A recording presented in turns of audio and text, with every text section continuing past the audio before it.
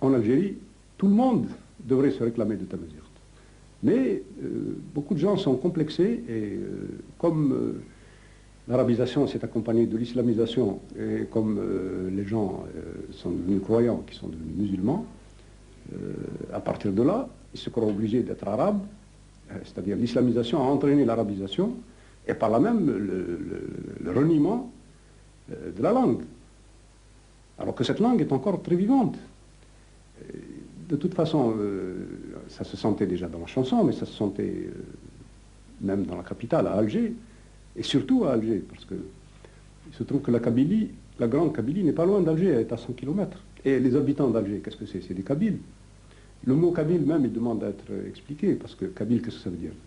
Ça vient d'un mot arabe encore, Kabaïl, ça veut dire les tribus. Ça veut dire les tribus que les Arabes ont trouvées quand ils sont arrivés. Les tribus que les Arabes ont trouvées là, les tribus donc du pays. Alors ces tribus-là sont présentes à Alger. Qu'est-ce que c'est que les Algérois? C'est des Kabyles qui sont descendus de la montagne. Et cette langue, on l'entend tous les jours dans la rue.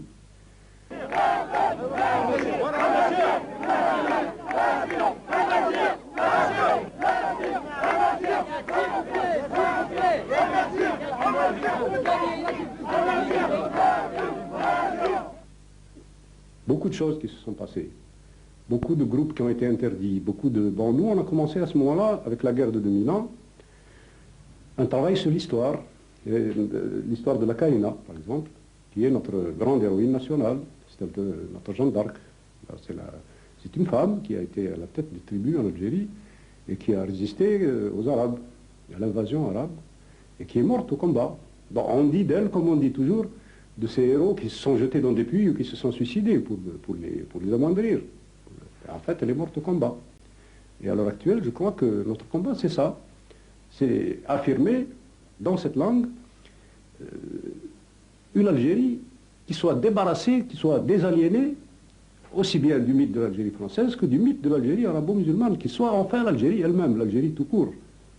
Et c'est déjà beaucoup, parce que l'Algérie tout court nous ramène à une autre dimension, c'est la dimension africaine. Comment inscrire notre combat pour la langue, pour l'Algérie, pour la société algérienne, pour la libération totale de l'Algérie. Parce que la question de la langue détermine tout, étant donné qu'elle est liée au complexe arabo-islamique, puisque la langue est liée à la religion, et puisque, à l'heure actuelle, tout ce qui se fait en Algérie contre le peuple algérien se fait au nom de la religion et au nom de la langue arabe. Et la religion, elle a pour support cette langue arabe, cette arabisation, qui, à son tour, repose sur la persécution de ce que nous sommes réellement, Tamazight, parce que, je vous parlais tout à l'heure de la Kahina, ce mot lui-même est au fond.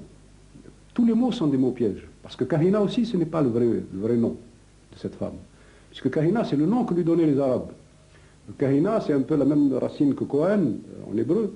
Ça veut dire quelque chose comme, à la limite, entre prophétesse et sorcière. Pourquoi? Parce qu'elle avait le don du verbe, parce qu'elle parlait bien. Et c'est comme ça qu'elle est entrée dans l'histoire, comme une femme qui parlait très bien, qui savait convaincre. Convaincre de quoi? Convaincre un peuple de son identité, puisqu'elle était à la tête de ce combat, et pas pendant 1 an ni 2, ça a duré plus de 10 ans. Bon, seulement son combat à elle, qui venait après d'autres. Alors comment se fait-il qu'un pays qui a été dirigé par une femme devienne maintenant un enfer pour les... Bon, ici, en France, ça paraît enfoncer une porte ouverte, parce que ici, les gens connaissent leur histoire. Chez nous, non. Et justement, les régimes autoritaires, les régimes antipopulaires reposent en grande partie sur l'ignorance des gens. Et quand on ne sait pas qui on est, quand on hésite entre ce qu'on est et ce qu'on n'est pas, naturellement, ça laisse le champ libre à toutes sortes d'oppressions et de dictatures. Lorsque les gens savent qui ils sont, on l'a vu avec l'idée de l'indépendance. Tant que les Algériens ne croyaient pas à l'indépendance, tant qu'il ça leur semblait utopique ou tant qu'ils n'en étaient pas convaincus, on pouvait penser que l'Algérie était devenue française. Elle n'avait pas bougé pendant longtemps. Mais le jour où on a vu, par exemple, qu'un peuple comme le peuple vietnamien avait réalisé cette idée, que c'était plus une utopie, bon, ça a fait le tour de l'Algérie en quelques années. Alors maintenant, allons se poser. L'indépendance, oui. Le drapeau, oui. Mais qu'est-ce que ça recouvre? Qu'est-ce que c'est exactement? Est-ce que nous sommes réellement libres? Est-ce que nous sommes réellement nous-mêmes? Est-ce que l'Algérie est réellement, aujourd'hui, libérée, entièrement libérée? Non. Elle est libérée du colonialisme français. Mais il y a encore d'autres formes de colonialisme. Parce qu'après tout, le colonialisme français a duré 130 ans. Hein. Le colonialisme turc a duré quelques siècles. Mais quelle est la plus épaisse couche de colonialisme? C'est bien la couche arabo-islamique, parce que celle-là date de 13 siècles. C'est 13 siècles d'oppression, parce que pendant ces 13 siècles, maintenant on tend à nous faire croire que nous sommes devenus arabes et musulmans, comme si ça allait de soi, et comme si ça ne nous avait pas été imposé par les armes, par la violence. Parce que pendant tous ces siècles, on a imposé l'arabe et persécuté Tamazight. Et nous le voyons aujourd'hui, ça continue, partout. Mais ça, d'abord, il n'y a pas de monde arabe, ça n'existe pas. Hein, il n'existe pas. Hein. Il n'y a pas de peuple arabe autre que le peuple d'Arabie Saoudite. Quant au peuple de langue arabe, chacun son arabe. Ces peuples de langue arabe sont nos frères au même titre que tous les autres peuples, sans aucune priorité. Je ne vois pas pourquoi on privilégierait un arabe. Pour moi, qu'il soit arabe, africain ou sud-américain, un peuple est un peuple. L'internationalisme suppose qu'on ne s'en tienne pas à ces régionalismes qui sont en fait des pièges du nationalisme. Une autre sauce, élargie, délayée, dans les relents d'histoire, etc. Maintenant, nous voulons mettre les points sur les i. Alors nous sommes sûrs de gagner, il n'y a pas de doute. Ça demandera certainement beaucoup de temps. Mais ces combats-là sont des combats de longue haleine. D'ailleurs, plus ça dure, et mieux ça vaut, parce que ça permet d'approfondir les choses. Puisque nous, notre but n'est pas de prendre le pouvoir.